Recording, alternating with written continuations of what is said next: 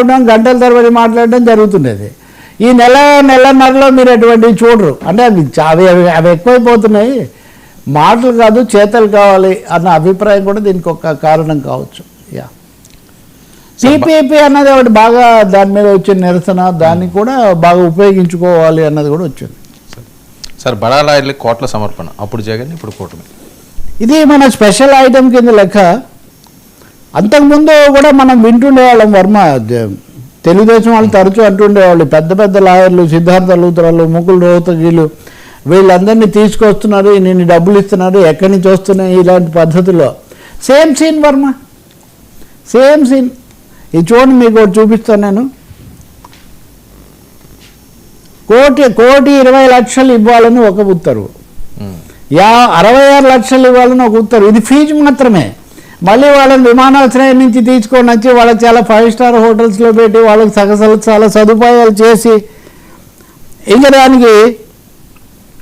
దానికి అంతమే లేదనమాట. ఇదిగోండి, 1,80,50,00,000 రూపాయలు. ఇది సిద్ధార్థ లూత్రా గారిది. సరే, ఆయన మామూలుగా ఆయన తీసుకుంటాడు, నేను ఆయన మీద వ్యక్తిగతంగా ఏమీ చెప్పడం లేదు. తెలంగాణలో అయినా ఆంధ్రలో అయినా కానీ, ముఖ్యంగా ఆంధ్రప్రదేశ్లో గత రెండు ప్రభుత్వాల్లో కూడా కోట్ల రూపాయలు ఈ ప్రైవేట్ అడ్వకేట్స్కు, బడా లాయర్లకు, అడ్వకేట్లకు సమర్పించడం అనేది మనం చూస్తూనే ఉన్నాం. ఎందుకు నిజంగా మరి ఇంత బాగా? అంటే అంతకుముందు అడ్వకేట్ జనరల్ ఉంటాడు, అడిషనల్ ఏజీ ఉంటాడు, ఎక్కడికక్కడ పబ్లిక్ ప్రాసిక్యూటర్లు ఉంటారు, లీగల్ అడ్వైజర్సు, న్యాయ సలహాదారులు ఉంటారు, అసలు ప్రభుత్వంలోనే విషయాల్లో నిపుణులైన వాళ్ళు ఉంటారు. మరి ఎందుకు ప్రైవేట్ లాయర్లను, పీపీపీ లాగా ప్రైవేట్ లాయర్లను అవుట్సోర్సింగ్ ఈ స్థాయిలో తీసుకోవడం? పోనీ తీసుకున్నందువల్ల ప్రభుత్వాలు చేసిన చట్టాలు ఏమైనా లోపరహితంగా ఆమోదం పొందుతున్నాయంటే అది కూడా లేదు. మళ్ళీ ప్రతిదానికి కోర్టులో, కింద కోర్టులోనో పై కోర్టులోనో అభ్యంతరాలు రావడం. ఈ మధ్య మీరు చూస్తే వరుసగా బెయిల్ ఇవ్వడము, బెయిల్ వద్దని చెప్పడము, గతంలో ఒక విధంగా ఇప్పుడు ఒక విధంగా. ఇంకా ఒక ఇందులో తమాషా ఏమంటే, ఈ అడ్వకేట్లే అప్పుడు జగన్ తరఫున, ఇప్పుడు చంద్రబాబు నాయుడు తరఫున. అమరావతి కేసు వేసినప్పుడు ఒక అడ్వకేట్ అటున్నాడు, మళ్ళీ ఇటున్నాడు. సరే, వృత్తిపరంగా డాక్టర్ ఎవరికైనా చికిత్స చేసినట్టు అడ్వకేట్లు ఎవరి తరఫునైనా వాదిస్తారని అనొచ్చు.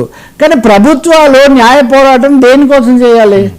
ప్రజలకు సంబంధించిన సమస్యల మీద, ప్రజల ప్రయోజనాలు, రాష్ట్ర ఉదాహరణ ప్రత్యేక హోదా, లేదా ఆంధ్రప్రదేశ్కు పలానాది రావాలి, తెలంగాణకు పలానాది రావాలి, నదీ జలాల అవన్నీ అపరిష్కృతంగా అలాగే ఉన్నాయి.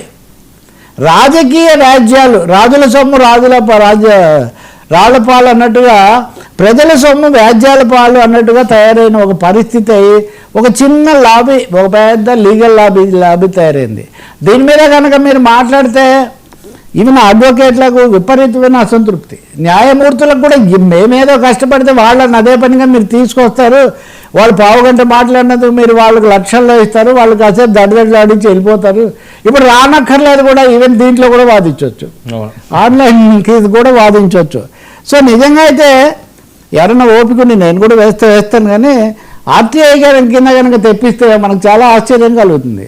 ఇంకా ఒక తమాషా ఏమంటే, ప్రభుత్వాల తరఫున వీళ్ళ కోర్టులు చెల్లిస్తుంటారు, వాళ్ళకి సంబంధించిన ప్రైవేట్ కేసులు కూడా వీళ్ళే వాదిస్తుంటారు. జగన్మోహన్ రెడ్డి మీద అంతకుముందు ఆ కేసులు ఉన్నప్పుడు ఎవరు వాదించారో వాళ్ళే ఆయన ప్రభుత్వం వచ్చిన తర్వాత మళ్ళీ వాదించారు. జగన్మోహన్ రెడ్డి అధికారంలో ఉన్నప్పుడు తెలుగుదేశం తరఫున ఎవరైతే ప్రైవేట్ అడ్వకేట్లుగా వాదించారో వాళ్ళు ఇప్పుడు ప్రభుత్వంలోకి వచ్చి ప్రభుత్వం తరఫున వాదిస్తూ ఉన్నారు. సో ఈ ఒక ఆయన నాకు వివరాలన్నీ పంపించారు, ఆయన కూడా ఇలాంటివి చేయడంలో సిద్ధహస్తుడే. జీవోలు ఇచ్చి మరీ పంపించి ఇది ఇక్కడ ఇంకో విశేషం ఏమంటే, ఇవన్నీ ఆ జీవోలే, ఇదంతా ఏమీ రాజ్యాంగేతరమైన విషయం కూడా కాదు. మీరు కనుక గమనిస్తే మన సుప్రీంకోర్టు కూడా ఒక కామెంట్ చేసింది.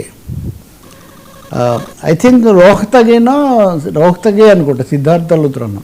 మీరు గవర్నమెంట్ తరఫున మాట్లాడుతున్నారండి, మీరు మామూలుగా అవినీతి పరుల తరఫున కదా మాట్లాడతారు అనే న్యాయమూర్తి ఒక ఆయన వేదిక పైనుంచి, మీరు ఆల్వేస్ అక్యూజ్డ్ తరఫున వాదిస్తుంటారు కదా, ఇప్పుడు ఏంటి అని. నిజంగా మా రాష్ట్రాల్లో ఇప్పుడు ఆర్థిక వ్యవస్థ, అప్పులు, వీటన్నిటి గురించి మనం మాట్లాడుకుంటున్న దానికి ఈ 5 స్టార్ అడ్వకేట్లకు, స్టార్ అడ్వకేట్లకు కోటాను కోట్లు జీవోలు ఇచ్చి మరీ కట్టబెడుతున్న పరిస్థితికి ఇంత చేసినా కానీ ప్రతి చట్టం వెనక్కి రావాల్సిందే, ప్రతిదీ మళ్ళీ ప్రతిష్టంభనలో పడాల్సి. ఇప్పుడు తెలంగాణలో బీసీ రిజర్వేషన్లు అదేం తేలదు,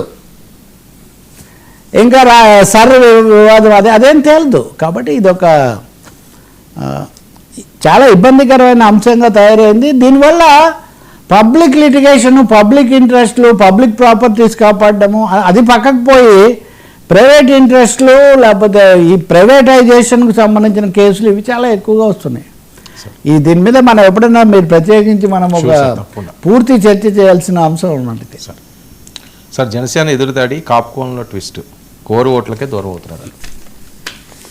కందుకూరు ఘటన దురదృష్టకరమైంది. దాని మీద మనం చాలాసార్లు మాట్లాడాం.